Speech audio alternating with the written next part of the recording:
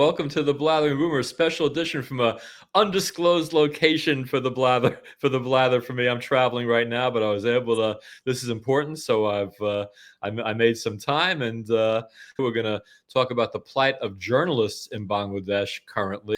Luckily I have my expert Syfullah to fill you in on everything. So without further ado, take it away, Syfullah. Thank you very much. One of the big things that differentiates our modern day civilization from, say, 2000 years back is journalism. Yeah, so journalism is basically the voice of the society. It's essential for a strong and healthy civil society. It acts as a watchdog, holding those in power accountable. And of course, by providing accurate information, journalism helps citizens make informed decisions. And free press is very important to foster transparency and combat corruption. It also encourages public debate about various social and contemporary issues, obviously, and it gives the people a voice, which can sometimes, in turn, overshout the voice of the powerful. However, in last 2 or 3 decades, yes, journalism had been being questionable or being questioned. Their integrity was sometimes faltering, but there had always been a check and balance. Yeah, so we all know what the legacy media had been doing for last decade and a half, how they had been pushing certain agendas which are rarely for the people, and sometimes not even for the government. However, they have always enjoyed a certain level of protection in the society, right? So, yeah, a couple of rotten eggs do not define journalism, and deep down, journalism is still a very important pillar of the society. And so much so that in the late 18th century, when Britain was practicing democracy of sorts. The British politician Edmund Burke in the late 18th century, he stood up in the House of Commons and he said there are three states in the Parliament, which by which he meant the clergy, the nobility, and the commoners. So clergy, as in the bishops from the Church of England, who would give the society a moral guidance.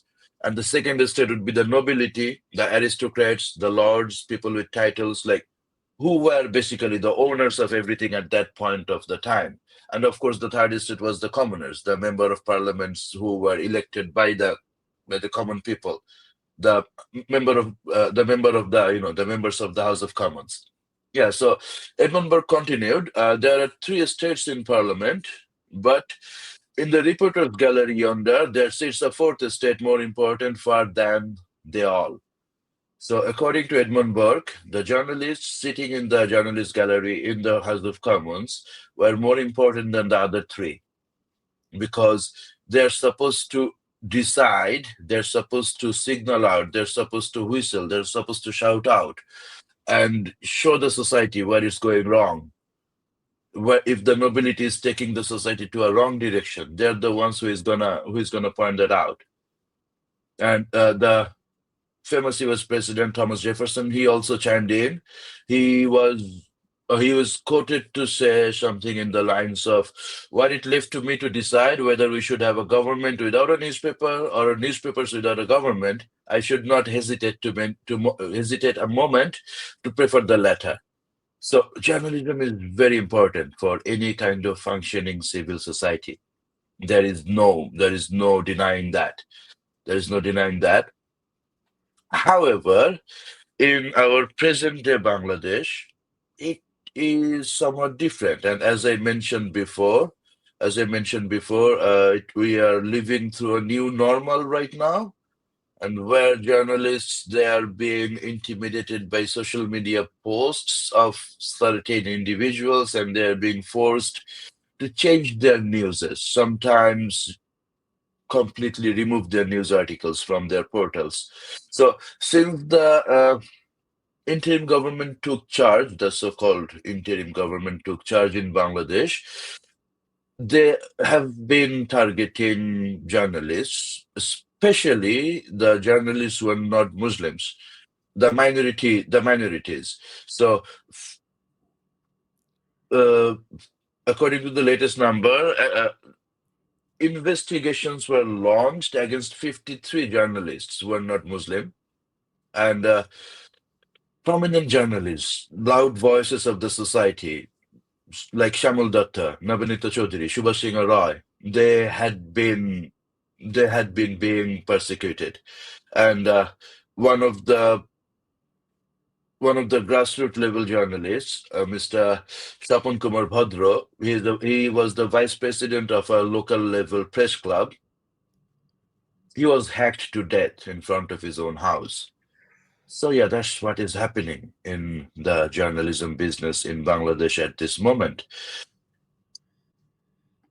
Wow, so the fourth estate, you define the first three estates. We call the press the fourth estate here. Um, we have censorship here, but it's nothing like what you're describing. It's kind of a soft censorship where just stories get buried, but the level of persecution you're describing doesn't happen here. This is kind of shocking. I'm gonna give the floor back to you. Please go on. So stories getting buried is one thing, but the moment journalists start getting buried themselves, we have a problem. We have a different kind of a problem. So the worst that can happen to a journalist in the USA is their accreditation to the White House will be revoked. They might get fired. They might even get cancelled by the, so-called woke culture, but they would still have a voice. They can still fight from their own position. Look at Tucker Carlson. He got fired, but that did not silence him. He's still functioning as a journalist. He is going around the world. He's interviewing people. He's bringing important interviews to light. He's bringing important information to light. Look at Candace Johnson, got fired, but did not stop them. But imagine if Tucker Carlson or Candace Johnson, they did not get fired, but outright buried, outright killed. We cannot have that. The world has changed because it used to be not that many years ago before social media that if you didn't have a newspaper or a television station or a radio station, your word couldn't get out anywhere. And now Yeah, anybody could have a podcast. You mentioned Tucker Carlson. I'm not sure who Candace Johnson is. I think you might have met Candace Owens. Candace Owens. I'm And so sorry. I'm so sorry. Candace Owens, yeah. Not everybody likes her, but that's a separate conversation. I, Megan no, Kelly's that's the thing. That's the thing. I might not like her. I might disagree with everything she says, but I shall fight to the last drop of my blood for her right to say what she wants to. right, right. Exactly. That you just very eloquently stated our First Amendment because that it's important and that it is important and I don't like Candace Owens, but I do I do watch her podcast time to time because I want to hear what she's saying. Another great example is Megan Kelly, who was a journalist on TV, and she is thriving. She has one of the most popular podcasts around right now. So the thing is, right now we're not dependent on mainstream media to get our word out, but apparently in Bangladesh, it's a different situation because I'm free to get out there and blather anytime I want, and I say a lot of things that a lot of people don't like, Mhm. and I have a right to do that. But once again, I have to be very grateful that I live in a country where I can blather at will and not be punished for it. So, okay, I blathered enough for right now. I want to get you back to the story. That So no, I'm that one reminds me of a joke. So I'm sorry. I'm sorry. I have to share this. I have to share I'll this. stay So, here for the joke. so an American gentleman and a Russian tourist, they were having a discussion at the foot of the Statue of Liberty. And the American gentleman was explaining the Russian how much right they have in the USA and they do not in Russia. So the American gentleman pointed out that he is free to stand at the foot of the Liberty and scream obscenities at the US president. The Russian tourist said, "No, you're wrong.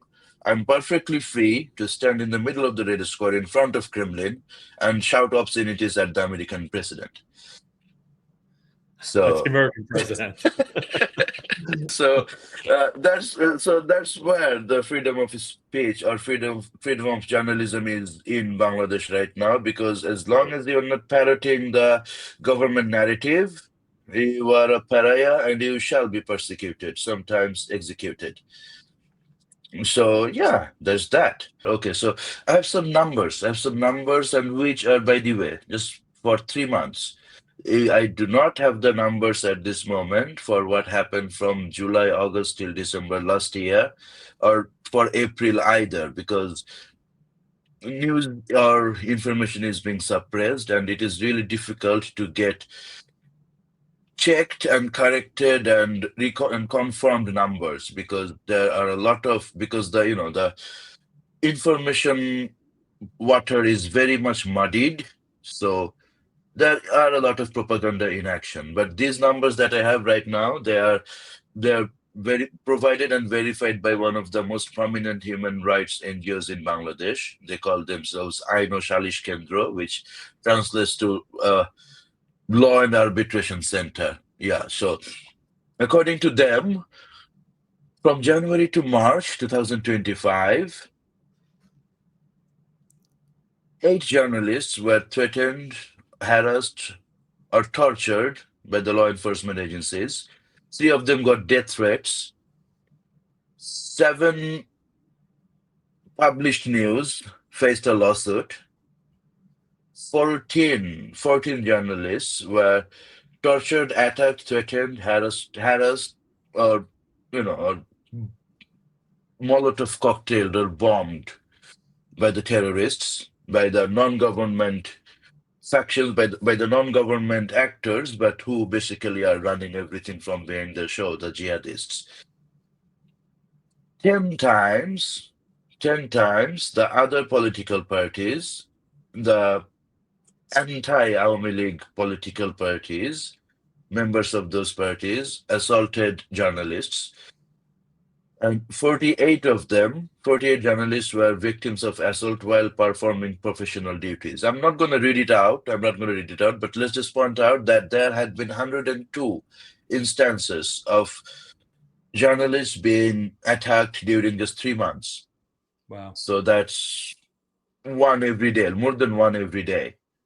It cannot be acceptable. I have compiled, I have compiled, uh, I have compiled some screenshots from the news articles that are on the situation of journalism in Bangladesh. So, Information Ministry, which is a part of the government and which oversees the journalism and everything information related in Bangladesh. They have instructed the Bangladesh Financial Intelligence Unit, which is basically an investigation agency, to launch an investigation against 28 journalists. So they're scaring them. They're using scare tactics by looking into their finances. So and like one of the very famous police chiefs that Stalin had in the old Russia, he said that, "Show me the man, I will find you the crime." So this is the same scare tactics that's being used against the journalists right now in Bangladesh. Stay in line, parrot our lines, or we shall have or we shall have consequences. So according to the RSF, Reporters Without Borders, yeah. So according to them, Bangladesh is the third most dangerous country for journalists right now in the world. Yeah, so Bangladesh is quite up there with Gaza, Russia, some tin pot dictator country somewhere. Bangladesh is right up there. So right now, journalists are being included in the lawsuit with Prime Minister Sheikh Hasina for crimes against humanity. So yeah, so that's what is happening. So we have journalists being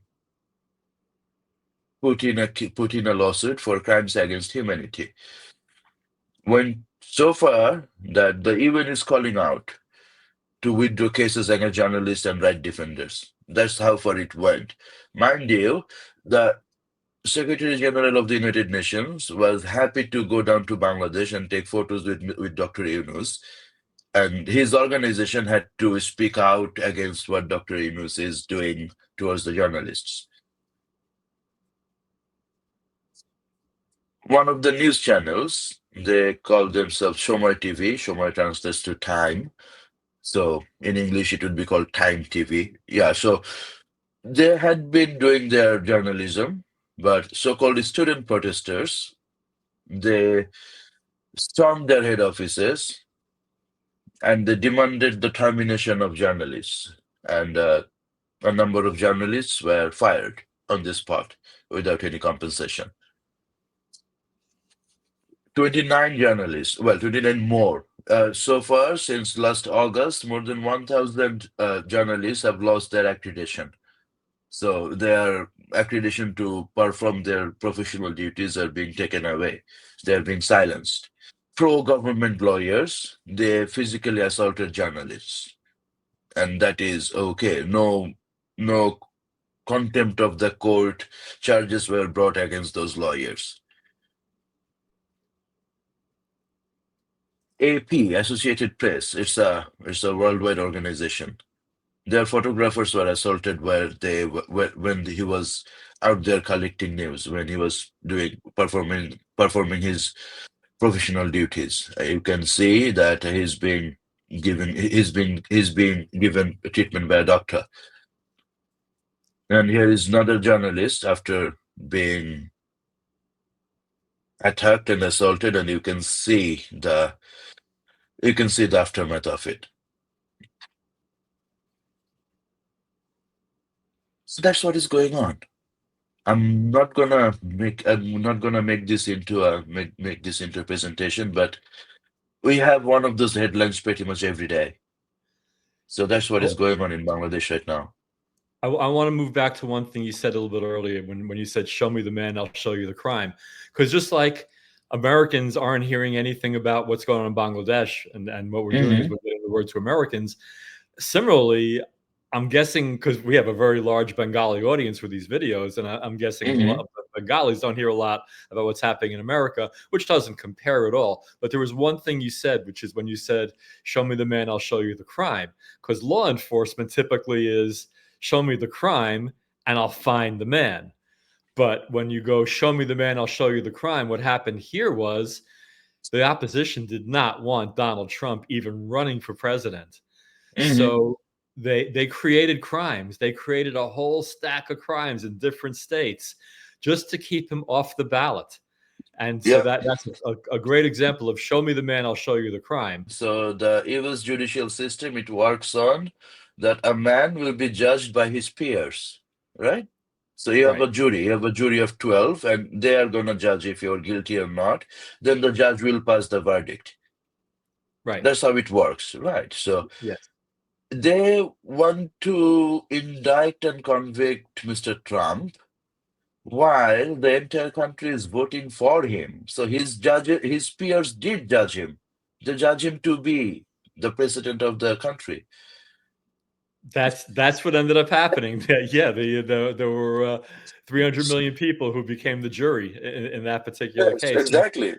And a lot of them, perhaps myself included, voted for him because we saw through what we called it, not warfare, but lawfare. Lawfare. That's a Yeah, new word, lawfare. We saw through the yeah, lawfare. We knew that even if these were things he did, they were no worse than all these politicians do all the time anyway. But he was being singled out, and it was all political. It was not criminal at all. Maybe one of these days I'll do a regarding United States video for you, for the people back in Bangladesh. But right now it's about Bangladesh, and I don't want to stray from the topic too much, other than to point out the whole lawfare thing, which I've already probably said too much about already. So you've presented a lot about how the journalists are being harassed and abused and persecuted.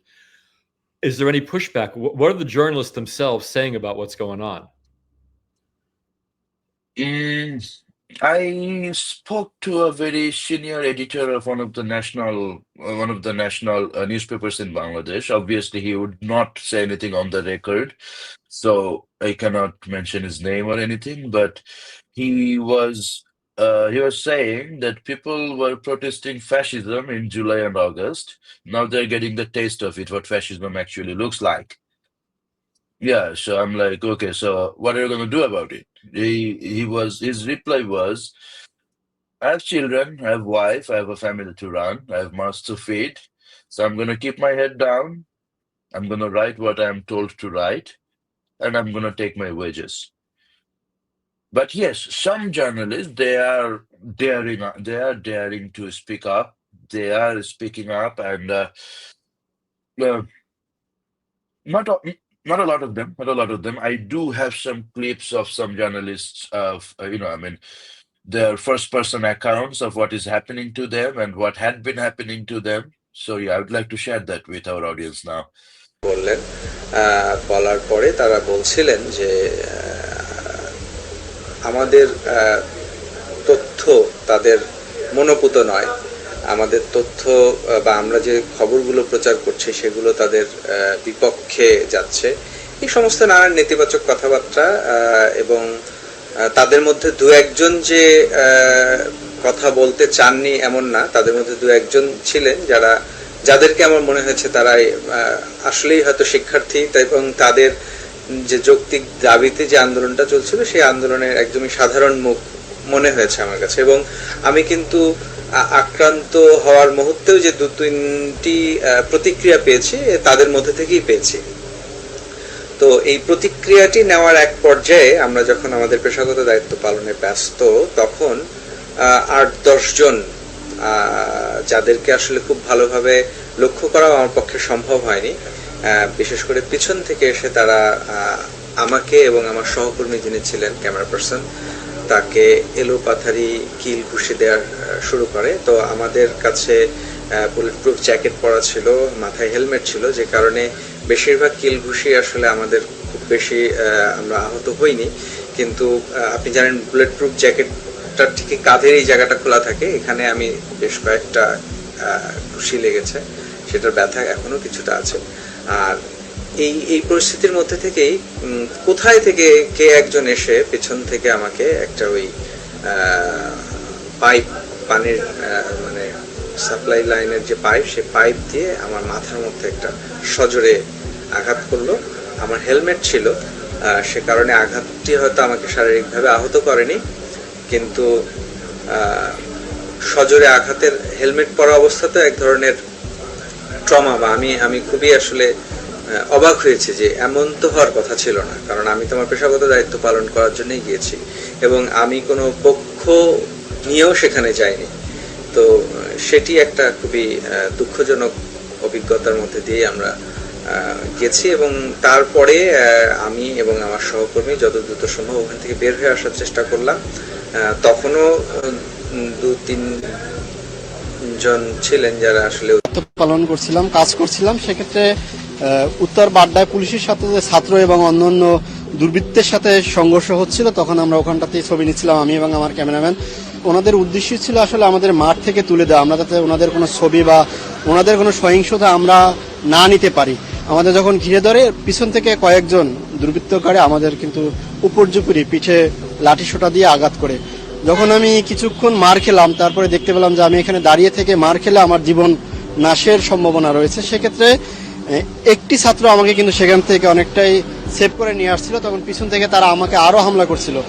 পরবর্তীতে আমি যখন একটু সামনে নিরাপদে চলে আসলাম, তখন কিন্তু তারা, আমি যখন জীবন বাঁচাতে দৌড় দিলাম, তখন তারা আমাকে ধাওয়া করলো। কানাডা ইউনিভার্সিটি থেকে একেবারে ইউরোপ পর্যন্ত তাকে আমাকে ধাওয়া করে নিয়ে আসছিল। ওই সময় যদি আমি মাটিতে পড়ে যেতাম, তারা যদি আমাকে ধরতে পারতো আরও, তাহলে হয়তো আমি আজকে দিনটা বেঁচে নাও থাকতে পারতাম। বাংলাদেশে গণমাধ্যম কর্মীদের সব সময় হামলা করা হয়। বহির্বিশ্বে যখন যুদ্ধ হয়, কোনো সংঘর্ষ হয়, সেক্ষেত্রে কিন্তু তারা এই ধরনের সমস্যায় পড়ে না, কিন্তু বাংলাদেশে এটা হচ্ছে। যেহেতু বাংলাদেশে গণমাধ্যম কর্মীদের বিচার হয় না, মামলা হয় কিন্তু এইগুলোর বিচার হয় না, সেক্ষেত্রে কিন্তু এই ঘটনাগুলো বারবার হচ্ছে। আমরা চাচ্ছি যে গণমাধ্যম কর্মীদের উপরে হামলা হলে অন্ততপক্ষে এদের বিচারের সম্মুখীন করা হোক, সেক্ষেত্রে এই হামলা কিছুটা কমবে। তবে আমি যেটু বলতে চাই যে এখানে শুধু যে শিক্ষার্থীরা হামলা করেছে তাও নয়, এর ভিতরে অনেক দুর্বৃত্তরা ছিল, যাদের আমার উপর যখন হামলা করে তখন কিন্তু তাদের হাতে ছুরি ছিল, রড ছিল। যখন তারা ছুরি দিয়ে আমার উপর আঘাত করে, এই বাম পাশে যখন আঘাত করে তখন কিন্তু আমি দৌড়ে পালাই জীবন বাঁচানোর জন্য। কিন্তু এইগুলোতে আসলে একজন সাংবাদিক হিসেবে আমরা যখন মাঠে কাজ করব তখন আমাদের কেন এই সমস্যা? আমরা তো সাংবাদিকতা বিভাগে পড়াশোনা করে সাংবাদিক হয়েছে, আমরা তো কারো পক্ষপাতমূলক আচরণ করার জন্য না, আমরা নিরপেক্ষভাবেই কাজ করি।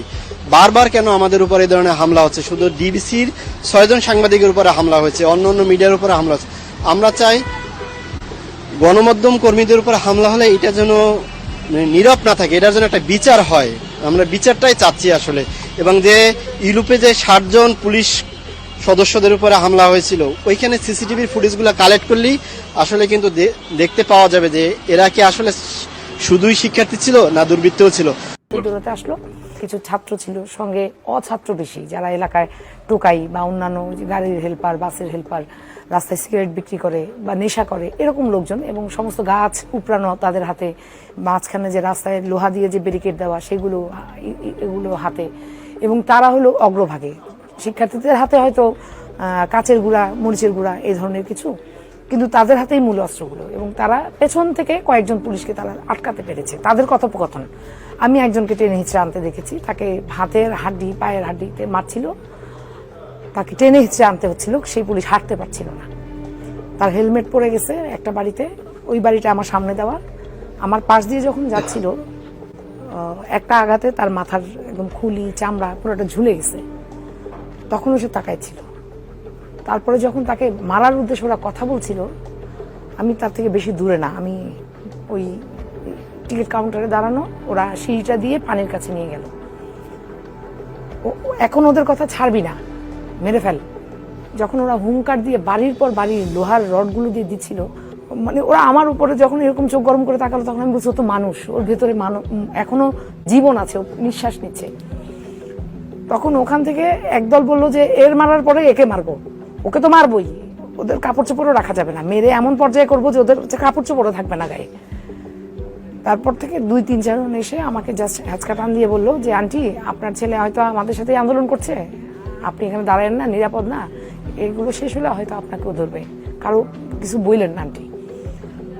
তো ওরা শিক্ষার্থী, যারা আমার সাথে কথা বলছিল তারা শিক্ষার্থী, কিন্তু যারা মারছিল বা আমাকে হুমকি দিচ্ছিল তারা কোনো শিক্ষার্থী হতে পারে না, এবং তারা নিজের বিবেক নিয়ে কাজ করছে, আমার কাছে এরকম মনে হয় নাই। তারা কিছু পাওয়ার জন্য কিছু করছে, বা কিছু পেয়েছে তাই কিছু করছে, ঘিলু বের করছে পিটিয়ে পিটিয়ে। ওই দৃশ্য দেখার পরে আমি যখন দাঁড়াতে পারছিলাম না, আমি নিজেই খুব অপ্রকৃতস্থ হয়ে যাওয়ার পরে ওরা আমাকে টেনে এ পাশে দিয়ে দিছে। তো আমি যতদূর জানি যে এই পরিস্থিতি থেকে সেই পুলিশ সদস্যের বেঁচে ফেরার কথা না, এবং তারাই বলছিল আরো 4 জনকে তারা ধরেছে, এবং মাই টিভির আশেপাশে যে গলিগুলো, এক একজনকে এক একটা গলিতে নিয়ে যাওয়া হয়েছে, এক একটা টিম করে নিয়ে যাওয়া হয়েছে। তারা বেঁচে আছে কিনা আমি জানি না ভাই, এবং আমি এখন পর্যন্ত ঘুমাতে পারি নাই। ওই ঘিলু পড়ার দৃশ্য আমি তাকে আটকে রাখতে পারি। Wow. What a horrible, horrible story. I think you have noticed one thing, that all three of the journalists, they have mentioned that there were students in the movement, in the protests, but the students were not the ones who attacked them. They were outsiders, they were hired muscles. Right. That's what we had been trying to point out. What happened in July and August, this was not a student movement. The students were agitated, they were put in the front, but someone used their shoulder to raise their gun and shoot at the government. That's a very, very, very important point that can't be overemphasized. And in fact, according to her, the students, and according to one of the journalists also, the actual students were trying to help. Exactly. Yeah. So who did the other stuff? That's the question we must ask. Who paid them? Who financed them? Where did that money come from? During the last administration, there were a $2.7 million USAID donation for a cultural program of the LGBTQ community.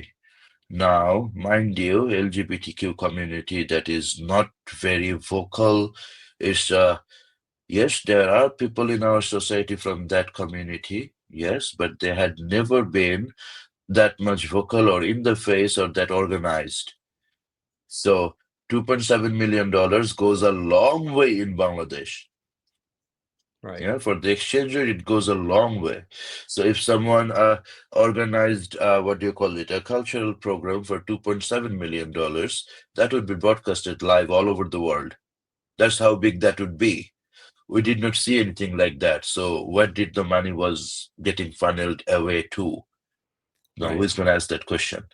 Right. Well, we're asking, Doge is asking those questions now, and people are getting so upset. Oh, we can't stop USA. They're helping people all over the world. But the fact of the matter is, what's actually, what they say is happening with the money that we spend and what's actually happening are two different things. And we have people looking into that right now. And so it doesn't surprise me that $2.7 million supposedly going for one thing in Bangladesh obviously was not used for what it was intended, and that's horrible. But what's really horrible are those images that you've been showing. It's unbelievable. And again, but besides the outcry, but besides the frustration I've had with nobody here reporting on what's happening in Bangladesh and just wanting to get the word out on what's going on now, with these, I want people to understand that that again, be careful what you wish for, because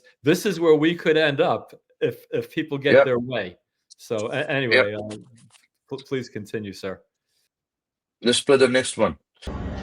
Within less than a month, almost all senior journalists who have been vocal against anti-democratic and terror cult of BNP Jamaat have been framed in politically motivated charges of crimes against humanity. August 29th would remain a blot on the country's freedom of press.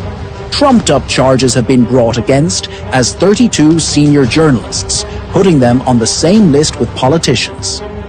No proof is now required to intimidate a journalist. False murder charges are now registered with International Crimes Tribunal. Even courts are granting unverified and politically motivated charges without any basis. Emergence of this new culture of false cases is a slap to those making tall claims to make the society free from fear.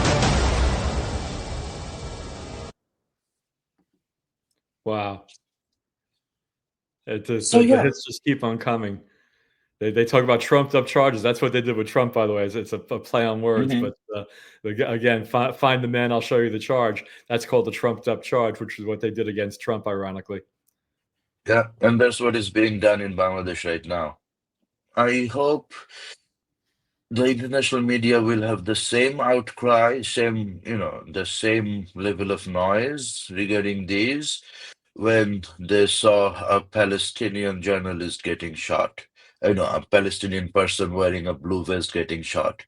Right. I would expect the same level of outcry, but hey, I guess Right. we are not really as important as them. So Well, you are, but you're not as recognized as the problem right now, which is what we're working on here. so yeah, I hope we have someone left to write. Because if this goes on, there will be no one left to write. So there you have it, folks. That's what's happening with journalists in Bangladesh these days. It's horrific. It's horrible. And again, it's a lesson for us here, because we have to really, really watch. We have to really, really be grateful for the freedoms that we have, because they can be taken away so quickly, so easily. Maybe not easily, but it can happen. Our next segment will be the persecution of minorities in Bangladesh, and we'll be recording that shortly. And thank you so much for watching. Thank you so much for listening. Please feel free to share these videos. We just want to get the word out. This is not about me at all. I blather my own self on my live streams. This is just trying to get the words of the Bangladesh people, the Bengali people heard in the USA. And please share this as far and wide. But for now, we're going to have to say the magic words, and you could say them, Syfullah. The boomer has blathered. See you guys soon. Thank you very much. Thank you, everyone.